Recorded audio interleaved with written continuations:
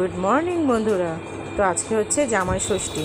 তো সকালবেলা সমস্ত বাসি কাজ সেরেই ব্রেকফাস্টে আর তেমন কিছু বানালাম না, কারণ দেরি হয়ে যাচ্ছে, যেতে হবে ওইদিকে গিয়ে আবার রান্নাবান্না করতে হবে।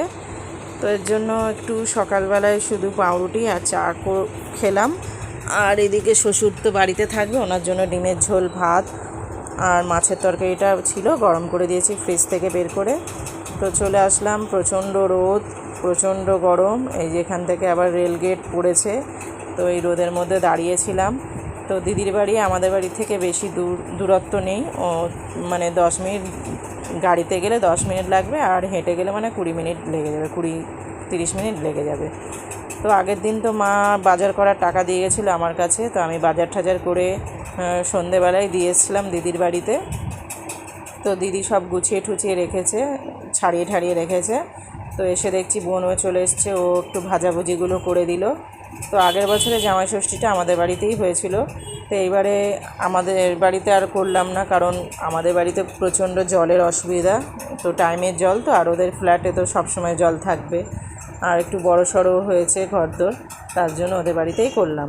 তো সবাই মিলেমিশে কাজ করছি, তো কষ্টটা একটু কমই লাগবে, কারণ এত গরমের মধ্যে সবাই মিলে যদি কাজ করি তাহলে কারোরই অত কষ্টটা হবে না। যদি একা কাজ করতে লাগে তো অনেকই কষ্ট হবে।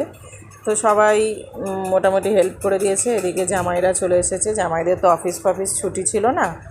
তো রঞ্জিত তো আজকে মাছ বাজারে বসেনি, এর জন্য তাড়াতাড়ি চলে এসেছিলো।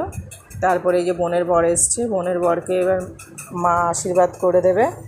তো আর বড়ো জামাইবাবু তো এখনও অফিস থেকে আসেনি, উনি আসবে সেই বিকেল 5টায়, তখন ওনাকে করে দেবে। আর মেজদি তো আসতে পারবে না, কারণ ওর বাড়িটা অনেকটাই দূরে, সেই গ্রামে ঘটকপুকুর, এর জন্য এবারে ও আসেনি। ও এমনিতেও জ্বর হয়েছে, দিদি ফোন করেছিল, বলেছিল যে জ্বর হয়েছে, এর জন্য ও আসেনি।